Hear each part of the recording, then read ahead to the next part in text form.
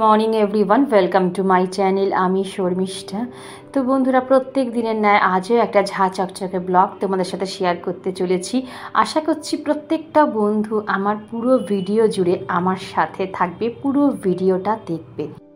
আচ্ছা বন্ধুরা, তোমাদের কাছে আমি একটা কোয়েশ্চেন রাখছি। ধরো তোমরা জানতে পারলে তোমাদের সংসারে এমন একটা মানুষ রয়েছে যে মুখোশধারী, মানে মুখোশধারী মানুষ বোঝো, যার ভেতরে এক রূপ বাইরে আর একটা রূপ। তো তোমরা তার সাথে কিভাবে ডিল করবে? তাকে তোমরা ইগনোর করবে না তাকে নিয়ে তোমরা চলবে? এই কোয়েশ্চেনটা কিন্তু আমার এক সাবস্ক্রাইবার বন্ধু আমাকেই জিজ্ঞাসা করেছিল যে আমি হলে কিভাবে তার সাথে ডিল করব। আমি কিন্তু আনসারটা বন্ধু আমার মতন করে দেবো। হয়তো এই আনসারটা তোমাদের সবার ভালো নাও লাগতে পারে। আমি বলেছি প্রত্যেকটা মানুষের প্রত্যেকের ভিন্ন ভিন্ন মতামত রয়েছে। তবে আমার যেহেতু বন্ধু আমার কাছ থেকে আনসারটা শুনতে চেয়েছে বলে আমি কিন্তু আমার ভিডিওর মাধ্যমে তাকে আনসারটা আমার মতনই দেবো। তবে একটু পরে দেবো বন্ধুরা, আমি কিছুটা কাজ এগিয়ে নিই, তারপরে কিন্তু এটা নিয়ে ফিরছি। তো দেখো, আমার এখানে চা করা হয়ে গেছে, ড্রাই ফ্রুটও খাওয়া হয়ে গেছে। এবারে কিন্তু এসেছি বাইরেটা ঝাড় দিতে।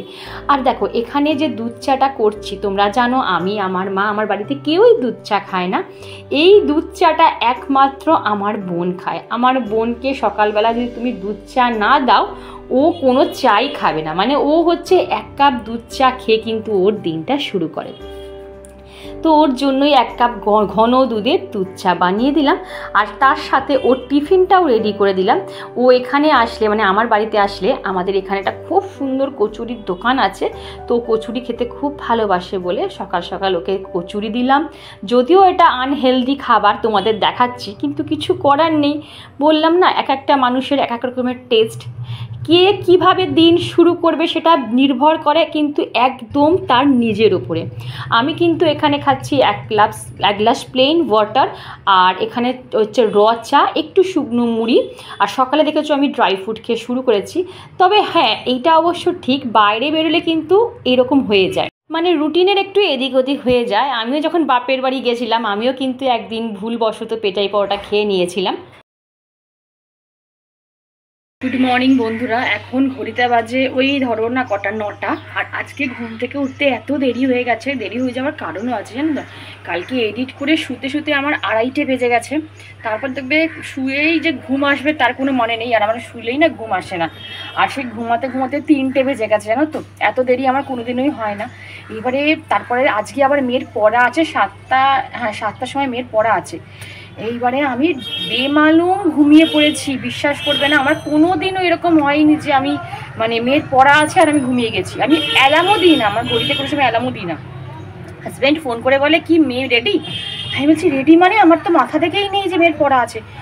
10 মিনিটের মধ্যে ধরপড় করে উঠেছি, দুধটাকে কোনো রকম ফুটিয়ে মেয়েকে খাইয়েছি, রেডি করিয়ে মেয়েকে পড়তে পাঠিয়েছি।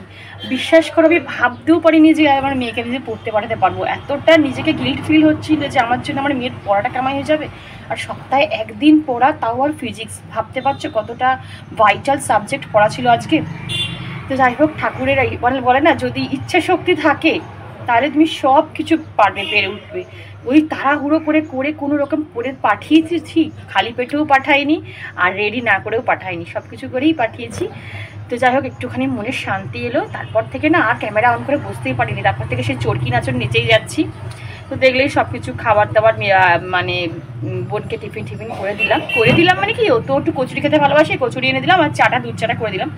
তো যাই হোক, আমিও চা মুড়ি খেয়ে নিলাম। একটু পরে আমি একটু ভাত খেয়ে নেবো।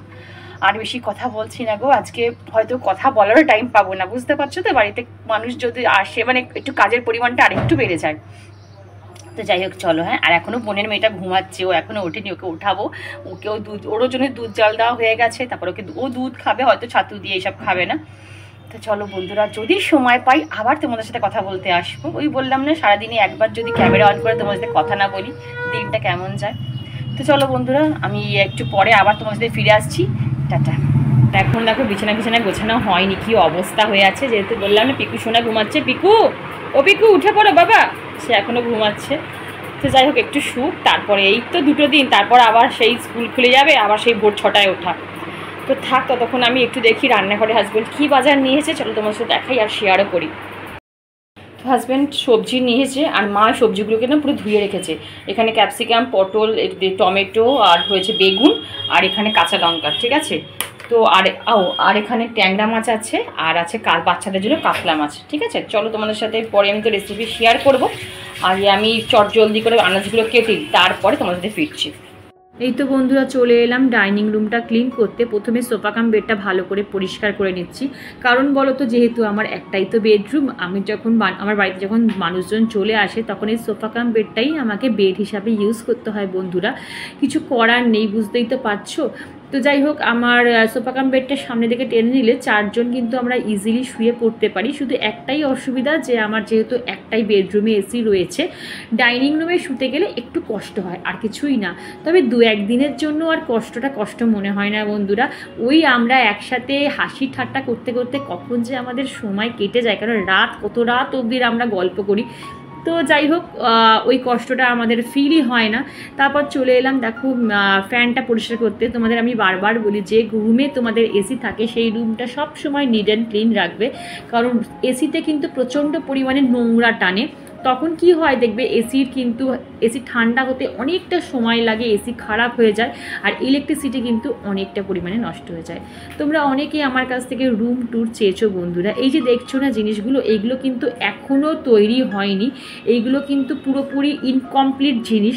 যেহেতু আমরা ছাপোষা মানুষ, একদম কি বলবো মধ্যবিত্ত পরিবারের মানুষজন, তারা কিন্তু একেবারে দেখবে সব কিছু কমপ্লিট করে ঘরে ঢুকতে পারে না, কিছু না কিছু কাজ কিন্তু তাদের পেন্ডিং থাকে।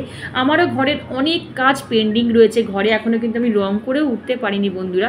এই জন্যই আমি বলি একটু বন্ধুরা ওয়েট করে যাও, ঘরের কাজগুলো কমপ্লিট হোক, তারপরে কিন্তু তোমাদের সাথে অবশ্যই আমি রুম ট্যুর শেয়ার করব। কথা বলতে বলতে কিন্তু বন্ধুরা আমার অনেকগুলো কাজ হয়ে গেছে।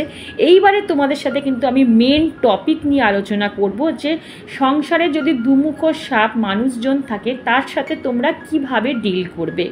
বন্ধুরা, আমরা যদি একটু চোখ কান খোলা রেখে সজাগভাবে থাকি বা দেখি, তাহলে দেখবে আমাদের সংসারের মধ্যেই বলো বা আমাদের আত্মীয় স্বজনের মধ্যেই বলো বা আমাদের সারাউন্ডিং মানে চারপাশের মানুষজনের মধ্যেই বলো, একজন কিন্তু তুমি এরকম মানুষ পেয়ে যাবে যারা মুখোশধারী। তোমার সামনে এক ব্যবহার করবে আর তোমার পেছনে ঠিক তোমার অপোজিট ব্যবহার করবে। তোমার সামনে তোমাকে দেখাবে সে তোমায় কত ভালোবাসে, তোমাকে ছাড়া তার এক মুহূর্ত চলবে না, কিন্তু সেই মানুষটাই তোমার ক্ষতিতে কিন্তু সবচেয়ে বেশি খুশি হবে। মানে মন থেকে সে সব সময় চাইবে তোমার যেন যতটা সম্ভব তোমার ক্ষতি হোক। তুমি যদি জেনে থাকো যে তোমার সংসারে বলো বা তোমার চারপাশে এরকম কোনো মানুষজন আছে, আমি বলবো বন্ধুরা তাদের সাথে কোনো রকম গোমরা মুখে রাগি মুখে ডিল না করে হাসি মুখে তাদের সাথে ডিল করবে। যেমন ধরো সে যদি তোমার সামনে আসে বা দুটো কথা বলে, তুমি তার সাথে এমনভাবে স্মাইলিং ফেসে থাকবে যে সে যেন বুঝতেই না পারে যে তুমি তার চরিত্রটা কিন্তু বুঝতে পেরে গেছো। বন্ধুরা, এইসব মানুষগুলো না সব সময় ফাঁদ ফেদে বসে থাকে যে কখন এদের ফাঁদে মানুষ পা দেবে আর পাটা আটকে যাবে। এবার আমরাই ডিসাইড করব সেই ফাঁদে পা দেব না আস্তে করে সাইড কাটিয়ে চলে যাব। আর নেক্সট পয়েন্টটা নিয়ে বন্ধুরা একটু পরে ডিসকাস করছি। আর আজকে না প্রচুর দেরি হয়ে গেছে বন্ধুরা, রান্না করতে করতে বুঝতেই পেরেছো যে আজকে আমার ঘুম থেকে উঠতে অনেকটা বেলা হয়ে গেছে, তার উপর বোন এসেছে, তার সাথে গল্প করতে করতে কিন্তু আমার রান্নাটা বেমানুন অনেকটা লেট হয়ে গেছে। আর এখানে দেখো ছপ আমি আনাজ কাটছি, আর এখানে কিন্তু আমি মাছ ভাজাটা বসিয়ে দিয়েছি। তো বন্ধুরা, আমার এখানে মাছ ভাজা কমপ্লিট হয়ে গেছে, বাচ্চাদের কাতলা মাছ আর আমাদের জন্য ট্যাংরা মাছ, একদম ছোটো ছোটো ট্যাংরা মাছগুলো সেইগুলো। আর এখানে বেগুন আর এখানে আলুটাকে একটু ভাপিয়ে নিয়েছিলাম, দিয়ে মানে বেগুন আলু দিয়ে আমি করবো আজকে ট্যাংরা মাছের ঝোল। পেঁয়াজ কিন্তু দিইনি, কালো জিরা ফোড়ন দিয়েছি। সবসময় যে পেঁয়াজ দিতেই হবে এর কোনো মানে নেই। এবার আমি আলুটা দিয়ে দিলাম, করে দেখবে একবার, খারাপ হয় না কিন্তু। বেগুনটাও দিয়ে দিলাম একবারে, এবারে একটু হোক, তারপরে আবার তোমাদের সাথে ফিরছি। চলো। এদিকে দেখো ডালটাও একটু বসিয়ে দিচ্ছি অল্প করে। আসলে বাচ্চা কাচ্চার ঘরে বুঝতেই পারছো, যদি তরি তরকারিতে ঝাল হয়ে যায় তখন ডালটা থাকলে কি হবে বলো তো, ডাল দিয়েও কিন্তু ওরা মেখে খেয়ে নিতে পারবে। ওই জন্য এমার্জেন্সি পারপাসে একদম অল্প করেই ডালটা বসাচ্ছি বন্ধুরা। আর একটা কথা তোমাদের সাথে শেয়ার করি, সেটা হচ্ছে এই সব মানুষের সাথে ভুল করেও পার্সোনাল কথা আলোচনা করবে না, বা তোমাদের লাইফ মানে ফিউচার প্ল্যানিংয়ের কথা কিন্তু কখনোই আলোচনা করবে না। এমন কিছু তোমার লাইফের দুর্বলতা যেন সে কখনোই জানতে না পারে, যা দিয়ে সে তোমাকে ক্ষতি করতে পারে। তাদের সামনে কখনো কারোর নামে একটা ফোঁটাও একটা ওয়ার্ডও আলোচনা করবে না। সে যদি তোমার সামনে, ধরো ওই মানুষটি যদি তোমার সামনে এসে অন্য কারোর নামে আলোচনা করছে বলো বা নিন্দামন্দ করছে, তাকে স্মাইলিং ফেসে একদম বলবে কি বলো,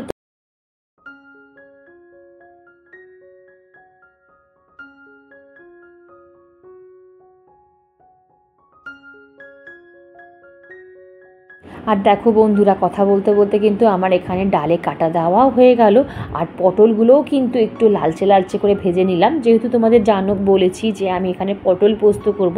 আর পটল পোস্ত করতে গেলে না, পটলগুলোকে যদি একটু ভাজা না হয় না, কিরকম একটা কাঁচা কাঁচা টেস্ট লাগে। আর আমার এখানে ফ্রিজে কিন্তু পোস্ত আর সাদা সর্ষে বাটাই ছিল, তো সেটাকে দিয়ে কিন্তু একটু মাখা মাখা করে করব। আর খেতে কিন্তু খুব ভালো টেস্ট হয়েছিল, সবাই মোটামুটি সুখ্যাতি করেছিল। বন্ধুরা ফিরে আসি মেন পয়েন্টে। লাস্ট অফ অল একটা কথা বলবো, এই সব মানুষদের সাথে না কখনোই শত্রু হিসাবে এদের দমন করতে নেই, অলওয়েজ মিত্র হিসাবে কিন্তু এদের দমন করবে। কিছু কিছু সম্পর্ক আছে জানো তো, আমাদের দেখানোর জন্য টিকিয়ে রাখতে হয়, ঠিক এদের সাথে ওই দেখানোর সম্পর্কটাই রাখবে। সম্পর্ক যখন ভেঙে দিলে তুমি কী করলে বলো তো, আরও বেশি তার চোখে নিজেকে শত্রুতে পরিণত করলে। আমরা যদি দেখি না, এইরকম বিষাক্ত মানুষ বা দুমুখ মানুষ আমাদের আশেপাশে অনেক রয়েছে। তুমি কটা মানুষের সাথে রিলেশন নষ্ট করে বলো, তার থেকে কি হচ্ছে, বুদ্ধি খাটিয়ে একদম কি বলো টিক্স করে নিজেকে এদের থেকে বাঁচিয়ে রাখতে হবে। এরা যতই আমাদের ফাঁদে ফেলার চেষ্টা করুক না কেন বন্ধুরা, আমরা কিন্তু এদের ফাঁদে পা দেব না। কথা বলতে বলতে দেখো এখানে আমার মাছের ঝালটাও হয়ে গেছে। আর আমি যা যা টিপস তোমাদের সাথে শেয়ার করলাম, এটা কিন্তু একান্ত আমার নিজস্ব অভিমত। আমার সাথে তোমাদের অনেকের মতামত নাও মিলতে পারে। তো আমার কথাতে যদি তোমরা যদি কেউ হার্ট হয়ে থাকো বা দুঃখ পেয়ে থাকো, হাত জোর করে আমি তোমাদের কাছ থেকে ক্ষমা চেয়ে নিচ্ছি বন্ধুরা। আর দেখো এখানে আমার মাছের ঝালটা কিন্তু অলমোস্ট ডান। নামানোর আগে কিন্তু একটু বিরিয়ানির মশলা ছড়িয়ে তারপরে কিন্তু আমি ঝোলটা নামিয়েছিলাম। আর এখানে দেখো আমার কিন্তু সব রান্না বান্না মোটামুটি কমপ্লিট হয়ে গেছে, গ্যাস ফ্যাস মোছাও কমপ্লিট। এইবারে যে কটা টুকটাক বাসন ছিল সেইগুলো মাজলেই কিন্তু আমার রান্নাঘরের কাজ সব শেষ হয়ে যাবে। একবার তোমাদের সাথে আমি মেনুটা শেয়ার করিনি, এখানে ট্যাংরা মাছ করেছি, দেখেছো একদম আলু দিয়ে বেগুন দিয়ে একটু মাখা মাখা, মানে অল্প গ্রেভি রেখেছি। এখানে পটল সর্ষে পোস্ত দিয়ে, মানে পোস্তটাই বেশি আছে, আর একটু কাঁচা লঙ্কা ছিঁড়ে ছিঁড়ে দিয়ে করেছি। এখানে দুটো বাচ্চার জন্য আমি কাতলা মাছ করেছি, ওরা তো ট্যাংরা মাছ খাবে না। আর এখানে ডাল রয়েছে। ও আর এটা মাখা হয়নি, নিম আলুটা মাখা হয়নি, নিম আলুটা হলেই মাখলেই হয়ে যাবে। কোনটা? ওটা ফুরুষ ফুল। হ্যাঁ, তো এইটা কি? কোনটা? এটা পাউডার পাপ। পাউডার পাপ তুই জানি করে? আরে তুই আমাকে বলেছিলি। বাহ, তোর এখনো মনে আছে? হ্যাঁ, এই যে এটা হচ্ছে পাউডার পাপ। বাবা, তুই আবার ভিডিও করছিস? হ্যাঁ। ওরে বাবা। তারপর এটা যে পমিগ্রেনেট। এটা এখানে একটা পমিগ্রেনেট হয়েছে। তারপর হচ্ছে বন্ধুরা এখন ঘুরিতে বাজে 6:30, আর আমি ব্লগটা এন্ড করতে ছাদে চলে এলাম। প্রত্যেক দিন যেন আমরা ছাদে এই টাইমেই আসি আর এই টাইমে ভিডিওটা এন্ড করার চেষ্টা করি।